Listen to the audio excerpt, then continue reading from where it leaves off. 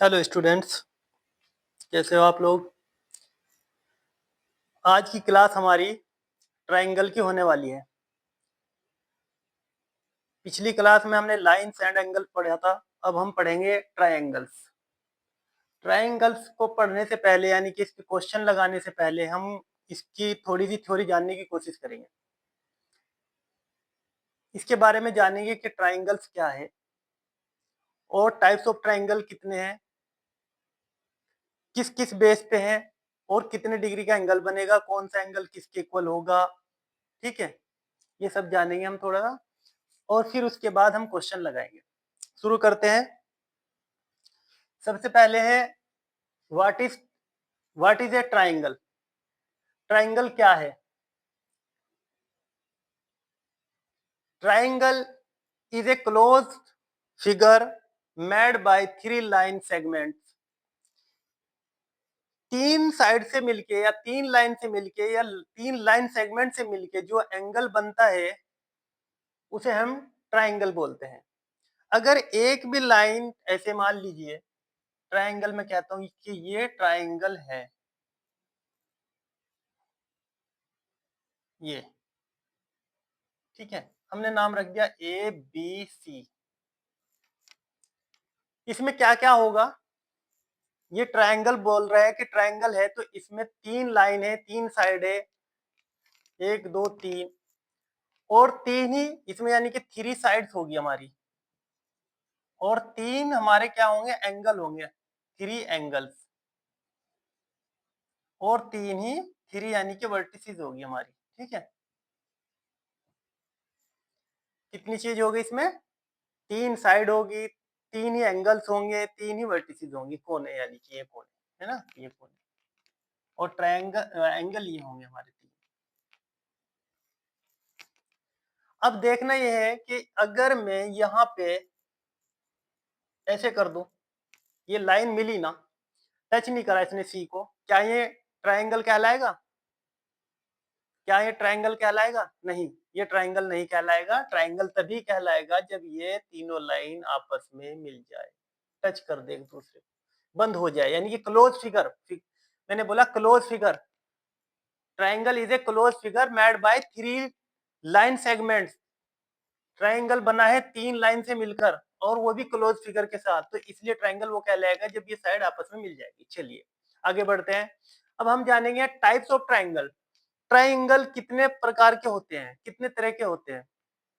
तो अगर बात करें साइड के हिसाब से, base on side, based on side, sides के हिसाब से ट्रायंगल कितने टाइप के होंगे? तीन टाइप के होंगे। कितने टाइप के होंगे? तीन टाइप के होंगे। चलिए कौन कौन से? इक्विलेटरल, इक्विलेटरल, इक्विलेटरल ट्रायंगल कौन सा होगा? जिसकी सभी लाइन इक्वल होगी, इक्विलेटरल ट्रायंगल कहलाएगा। मिसाल के तौर पे, for example A B equal to B C, A C के और A C equal to B C के, यानी कि लाइन तीनों की तीनों जब बराबर होगी हम उसे क्या कहेंगे? Equilateral triangle. और जब इक्विलेटरल ट्रायंगल होगा तो इसके जितने भी एंगल होंगे वो भी इक्वल होंगे, यानी कि 60 डिग्री, क्योंकि सभी एंगलों का जोड़, सभी ट्रायंगल के एंगल का जोड़ कितना होता है? 180 डिग्री होता है सम।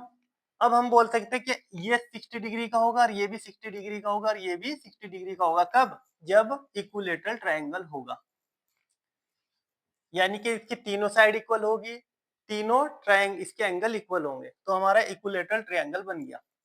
दूसरा आता है हमारा आइसोस्केल, आइसोस्केलन, आइसोस्केल ट्रायंगल बोलते हैं हम।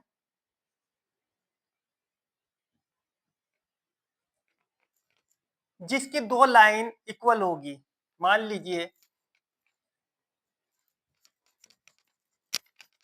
जिसकी जिस ट्रायंगल की दो लाइन आपस में इक्वल होगी और एक नहीं होगी, ये ले लीजिए ए बी सी डी, ये मान लीजिए इसके इक्वल है, ये इक्वल नहीं है, यानी कि A B B A C के इक्वल है और बी सी नहीं, तो क्या कहलाएगा, आइसोस्केलेन ट्रायंगल। इसके दो अपोजिट एंगल इक्वल होंगे, यानी कि इसके ए सी के सामने ये एंगल और ए बी के सामने एंगल आपस में इक्वल हो गए, और जो बी सी के सामने ये डिफरेंट होगा। जब ये लाइन डिफरेंट है तो इसका एंगल भी डिफरेंट होगा, अलग होगा। चलिए, तीसरा आता है scalene, scalene triangle. Scalene triangle, हम ट्रायंगल को ऐसे भी लिख सकते हैं, ठीक है। इसके इंडिकेटर है, जब पढ़ाएंगे क्वेश्चन लगाएंगे तो ट्रायंगल को ऐसे लिखेंगे, पूरा लिखने की जरूरत नहीं है।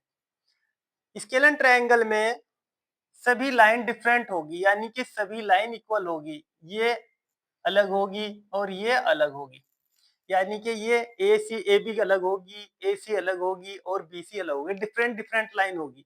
हमारे तीन टाइप के ट्रायंगल होंगे बेस ऑन साइड, अगर साइड के हिसाब से देखें। अब चलते दूसरे तरीके से, एक होता है बेस ऑन एंगल्स। अगर हम एंगल के हिसाब से देखें, एंगल के एतबार से देखेंगे तो कितने टाइप के होंगे, वो भी तीन टाइप के होंगे, उनको भी समझ लीजिए। बेस ऑन एंगल्स, ठीक है जी। एंगल्स के आधार पर भी तीन तरह के होंगे, कौन कौन से, एक तो सबसे पहले मैं बता दूं acute, acute angle, acute angle यानी कि 90 डिग्री से कम। इसमें तीनों जो एंगल होंगे वो 90 डिग्री से कम होंगे। ऑल एंगल ऐसे लिख सकते हैं हम, चलिए यहां को लिख लेते हैं, all angle 90 degree less than 90 degree, सभी ट्रायंगल 90 डिग्री से कम होंगे, सभी एंगल 90 डिग्री से कम होंगे, एक्यूट एंगल कहलाएगा। एक, मतलब जो हमारा बेस ऑन एंगल के हिसाब से हम ट्रायंगल पढ़ रहे हैं, जो हमारा ट्रायंगल होगा अगर उसके सभी एंगल 90 डिग्री से कम के हैं तो हमारा एक्यूट एंगल की कैटेगरी में आएगा, एक्यूट एंगल ट्रायंगल कहलाएगा। दूसरा आता है हमारा राइट, राइट एंगल्स, सॉरी मैं ट्रायंगल ही लिखूंगा, एक्यूट ट्रायंगल बोल सकते हैं इसको, ऐसे लिखो, एक्यूट राइट ट्रायंगल।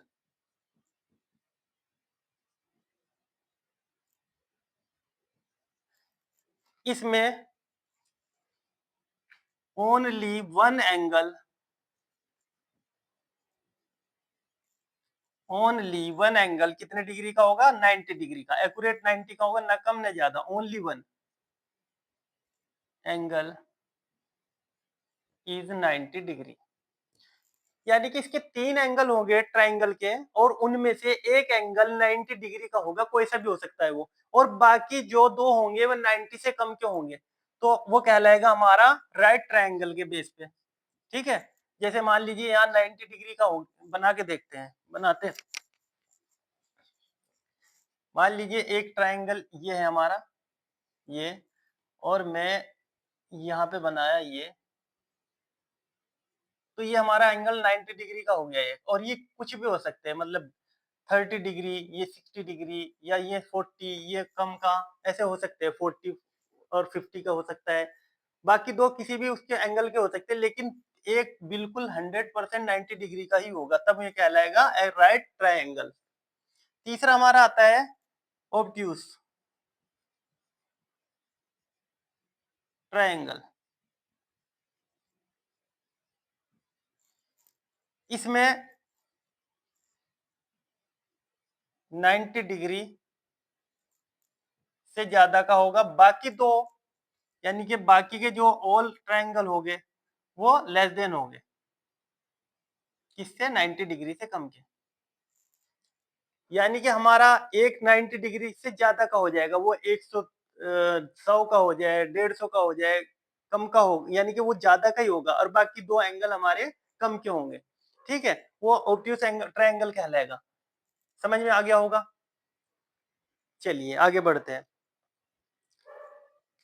ये समझ में आ गया तो आगे बढ़ते हैं, और आगे क्या पढ़ना हम देखते हैं, इसकी थोड़ी सी एक दो बात और समझनी है, जो थ्योरम होती है इसकी, सिंपल सी है इसकी बात, अब समझ में आ जाएगा और भी।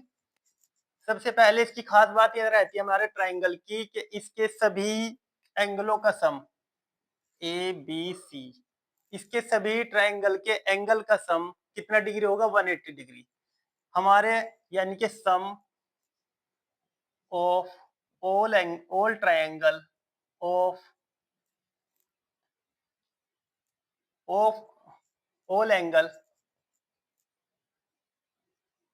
of triangle कितना होगा 180 डिग्री। सभी ट्रायंगल के एंगल का जोड़ 180 डिग्री होगा, कोई सा भी हो, वो एक्यूट हो, ऑब्टस हो, ऑब्ट्यूस हो, या भाई राइट ट्रायंगल हो, उनके सभी का जोड़, या लाइन के हिसाब से अगर बात करें, हम साइड के हिसाब से बात करें, उनका भी, अगर तीनों का भी कोई सा भी उनमें से हो, आइसोस्केलन हो, स्केलन हो, या क्या नाम इक्विलेटरल हो, उनके तीनों एंगलों का जोड़ 180 डिग्री ही रहना है। अब दूसरी बात समझ लीजिए, एक बात यह है, एक्सटीरियर अगर मैं एक यहां तक लाइन बढ़ा दूं, ये जो एंगल कहलाएगा हमारा, मैं ई तक बढ़ा लीजिए, मान लीजिए ई तक बढ़ाया मैंने, ये जो ट्रायंगल है, चलिए 30 रहने दीजिए, ये जो ट्रायंगल है, ये मैंने यहाँ तक बढ़ा दिया एक लाइन, इसकी बी सी लाइन को ई तक बढ़ा दिया, एक्सपेंड कर दिया, तो ये एक ट्रायंगल, एक एंगल बन गया, मान लीजिए इसका नाम एक्स है। तो हम क्या करेंगे, इसको समझेंगे, इसको बोलेंगे एक्सटीरियर एंगल। क्या बोलेंगे? Exterior angle. ये एक्स नाम रखा है मैंने, एक्सटीरियर एंगल। इसकी थ्योरम ये है कि एक्सटीरियर एंगल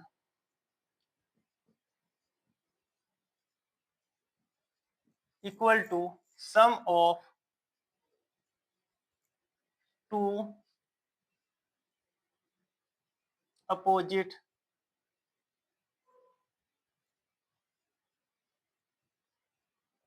एंगल इक्वल हो गए। यानी कि अगर हम एक्सटीरियर एंगल हमें चाहिए, तो सम ऑफ टू अपोजिट एंगल, यानी कि इसके अलावा इन दोनों का सम, इन दोनों का सम इसके इक्वल होगा। यानी कि 60 और 90 कितना होगा 130। यहाँ पे ये 130 होना चाहिए, ठीक है, ये 130 होना चाहिए, 150 सॉरी, 60 और 90 150 हो जाएगा, तो ये हो जाएगा 90 प्लस 60, तो हो जाएगा हमारा 150। कितना हो जाएगा 150, ये देखिए 150 हो जाएगा ये। यानी कि हमारी एक थ्योरम ये है कि एक्सटीरियर एंगल अगर हमें फाइंड करना है, तो हम क्या करेंगे कि उसमें जो अदर है, यानी कि अपोजिट है, इंटीरियर एंगल अपोजिट है, उनका सम कर लो, अंदर के जो एंगल है, ये 60 और 90, तो हमारा एक्सटीरियर एंगल निकल के आ जाएगा। एक और बात सुन लो, यहाँ पे जो लाइन आपस में इक्वल होगी, मान लीजिए दूसरा बना लेते हैं,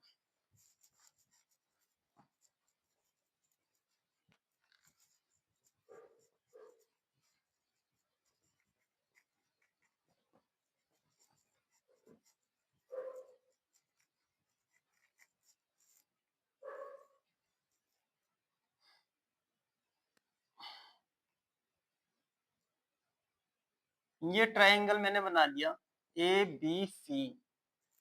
अगर ये आपस में इक्वल है, मैं रिपीट करता हूं, अगर ये लाइन आपस में इक्वल है, तो इनके अपोजिट एंगल भी इक्वल होंगे। Equal side of triangle equal to opposite angle are equal, है ना भाई, अपोजिट एंगल इक्वल। अगर ये लाइन आपस में इक्वल है तीनों, तो इनके आमने सामने के लाइन भी इक्वल होंगे। मान लीजिए अब दूसरा, इसी में हम चेंज करते थोड़ा सा, दो लाइन आपस में इक्वल है, ये और ये नहीं है, यानी कि ए, ये हमारा पहले जो था ना, इक्विलेटरल ट्रायंगल की बात करी थी मैंने, अब आइसोस्केलन ट्रायंगल की बात कर रहा हूँ। आइसोस्केल ट्रायंगल में दो लाइन इक्वल है और एक नहीं है, तो ये जो आमने सामने के एंगल है, ये और ये आपस में इक्वल होंगे।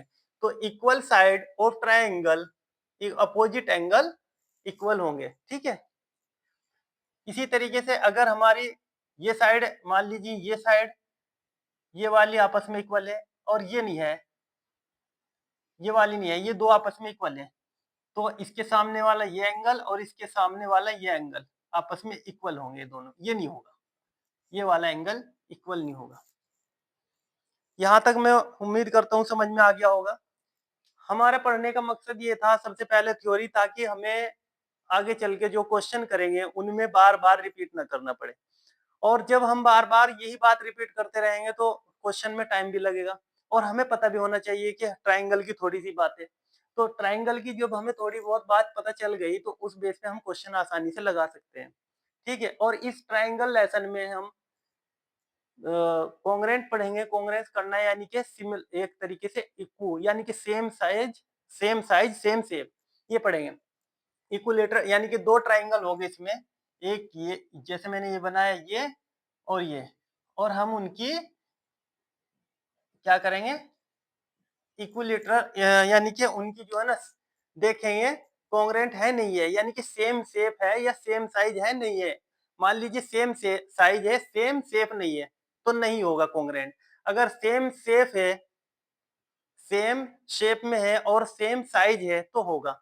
यानी कि एक चीज भी अगर नहीं हुई तो वो कॉन्ग्रेंट नहीं होगा। हम कॉन्ग्रेंट पढ़ेंगे इसमें और जानेंगे कि एंगल, ये ट्राइंगल इस ट्राइंगल के कॉन्ग्रेंट है या नहीं है, ये भी जानेंगे इसमें।